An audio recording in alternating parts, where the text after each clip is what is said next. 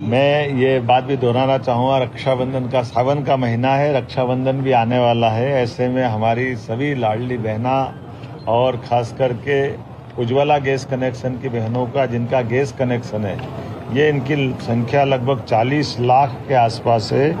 इनको हम अपने वित्तीय संसाधन से 450 रुपये में गैस कनेक्शन का जो सब्सिडी देने का हमने घोषणा पहले से की हुई है, हम उस पर कायम है। आज कैबिनेट के माध्यम से हमने और दोबारा उसको पुष्टि की है कि इनका वेट खोल करके उनको वो राशि दी जाएगी। ये वही बात है जिसके लिए हमने कहा था कि हमारे द्वारा कोई योजना बंद नहीं की जाएगी, बल्कि और योजनाओं में इजाफा करके सभी वर्गों का खास ध्यान रखा जाएगा। एक और कार्यक्रम 10 तारीख के दिन 25,000 जगह पर एक साथ ये रक्षाबंधन का कार्यक्रम जो खासकर नारी सशक्तिकरण की दिशा में होने वाला है, जिसमें सिंगल क्लिक के माध्यम से 1250 प्रति बहना और 250 रुपया रक्षाबंधन का, ऐसा करके 1500 रुपये की राशि प्रत्येक स्थान पर इस पूरे आयोजन में सिंगल क्लिक के माध्यम से होने वाले कार्यक्रम में ये जुड़ करके डाली भी जाएगी और इस कार्यक्रम में हिस्सेदारी भी की जाएगी। मैं उम्मीद कर रहा हूँ पंचायत, नगरीय निकाय के सभी वार्ड, नगर निगम, नगर परिषद, नगर पालिका, जिला पंचायत, जनपद पंचायत, हर स्थान पर ये पूरा जो निर्वाचित इकाइयां, ये पूरा इसका भी हिस्सेदार बनेगी। आज भारतीय जनता पार्टी मध्य प्रदेश की महत्वपूर्ण बैठक आज अभी संपन्न हुई है और ये बैठक विशेष तौर पर आगामी आने वाले स्वतंत्रता दिवस के अवसर पर देश के अंदर हर घर तिरंगा अभियान भारतीय जनता पार्टी ने माननीय प्रधानमंत्री नरेंद्र मोदी जी के नेतृत्व में माननीय राष्ट्रीय अध्यक्ष जेपी नड्डा जी के निर्देश पर मध्य प्रदेश के अंदर 64,523 बूथों पर हर घर तिरंगा अभियान की हम शुरुआत कर रहे हैं और इस अभियान में मध्य प्रदेश के लगभग 1.5 करोड़ परिवारों में हर घर तिरंगा पहुंचे। इस अभियान के निमित्त भारतीय जनता पार्टी ने आज एक व्यापक तैयारी आज देश के अंदर की है। तिरंगा घर घर तक पहुंचे, तिरंगा हर व्यक्ति को उपलब्ध हो। नगर पालिका, नगर परिषद से लेकर के जिला पंचायत, जिला परिषद, ये सारा तंत्र इस काम में भारतीय जनता पार्टी का भी लगेगा और माननीय मुख्यमंत्री डॉक्टर मोहन यादव जी के नेतृत्व में मध्य प्रदेश के अंदर तिरंगा अभियान ऐतिहासिक बनेगा। इसकी तैयारी हमारी सरकार ने भी व्यापक तौर पर मध्य प्रदेश के अंदर की है। कई प्रकार की नई चीजें भी तिरंगा अभियान के अंदर होंगी। युवा मोर्चा हमारा 11, 12, 13 अगस्त को प्रत्येक विधानसभा के अंदर भारतीय जनता पार्टी के नौजवान तिरंगा यात्रा का आयोजन करेंगे। साथ में ही इसके बाद 12, 13, 14 अगस्त को स्वतंत्रता संग्राम सेनानी और युद्ध स्मारकों पर पुष्पांजलि और माल्यार्पण का कार्यक्रम भी पूरे देश के अंदर, मध्य प्रदेश के अंदर भारतीय जनता पार्टी के कार्यकर्ता करेंगे। 14 अगस्त भारत विभाजन की विभीषिका, वो दृश्य जो आजादी के पूर्व 14 अगस्त को नरसंहार जो हुआ, तो प्रत्येक जिले में भारतीय जनता पार्टी के कार्यकर्ता इसके ऊपर कार्यक्रम भी करेंगे।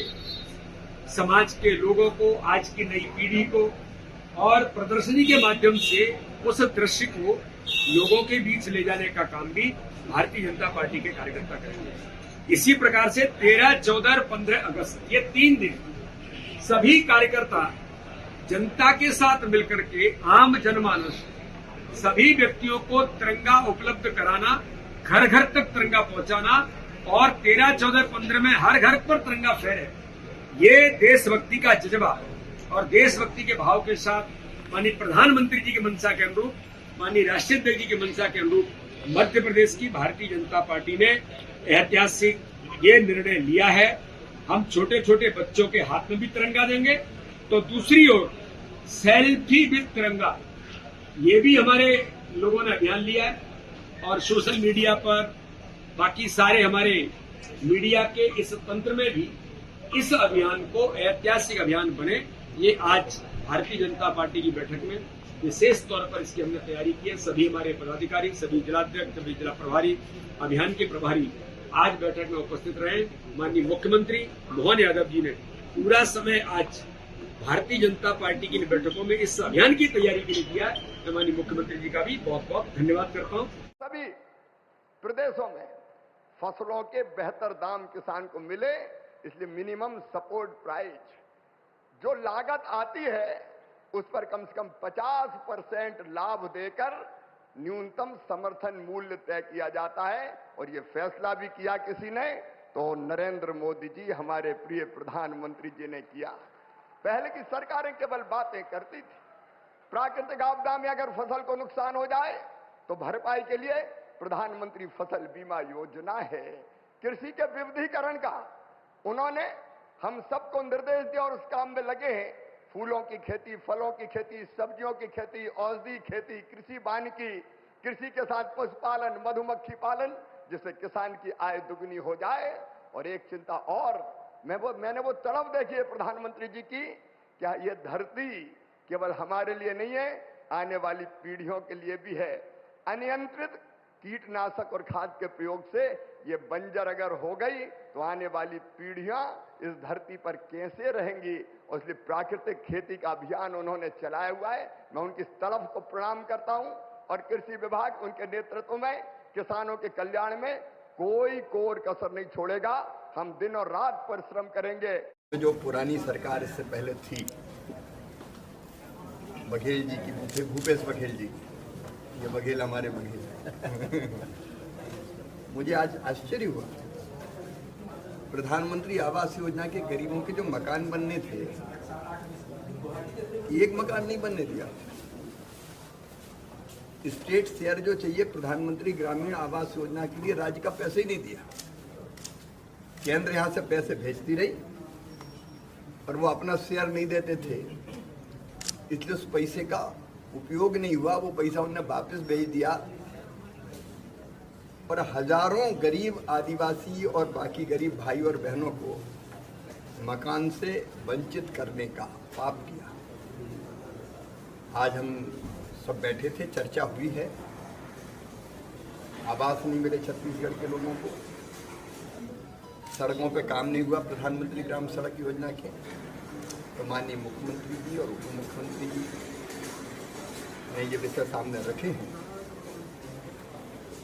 मोदी जी की सरकार का तो ये लक्ष्य है, हर गरीब को आवास, मकान, तो सब विषयों पर विस्तार पूर्वक चर्चा हुई है और राज्य कटिबद्ध है। ये पैसा अपने स्टेट शेयर का रख के है, हम देर नहीं करेंगे, पैसा देंगे और केंद्र उनको भरपूर सहयोग करेगा।